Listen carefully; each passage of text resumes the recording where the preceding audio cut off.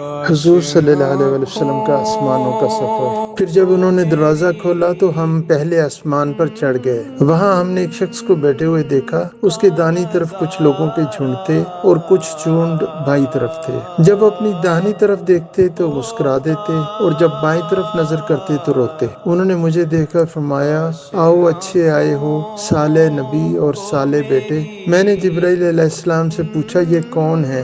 انہوں نے کہا کہ یہ آدم علیہ السلام ہے اور ان کے دائیں بائیں جو جھنڈ ہیں یہ ان کے بیٹوں کی روحیں ہیں۔ جو جھنڈ دائیں طرف ہیں وہ جنتی ہیں اور بائیں طرف کے جھنڈ دوزخی روحیں ہیں۔ اس لیے جب وہ اپنے دائیں طرف دیکھتے ہیں تو خوشی سے مسکراتے ہیں اور جب بائیں طرف دیکھتے ہیں تو رنج سے روتے ہیں۔ پھر جبرائیل مجھے لے کر دوسرے آسمان تک پہنچے اور اس کے داروغہ سے کہا کہ کھولو۔ اس آسمان کے داروغہ نے بھی پہلے کی طرح پوچھا، پھر کھول دیا۔ انس نے کہا کہ ابو ذر نے ذکر کیا کہ آپ صلی اللہ علیہ وآلہ وسلم یعنی نبی کریم صلی اللہ علیہ وآلہ وسلم نے آسمان پر حضرت آدم، ادریس، موسیٰ، عیسیٰ اور ابراہیم علیہ السلام کو موجود پایا، اور ابو ذر رضی اللہ عنہ نے ہر ایک کا ٹھکانہ نہیں بیان کیا، البتہ اتنا بیان کیا کہ نبی کریم صلی اللہ علیہ وآلہ وسلم نے حضرت آدم علیہ السلام کو پہلے آسمان پر پایا۔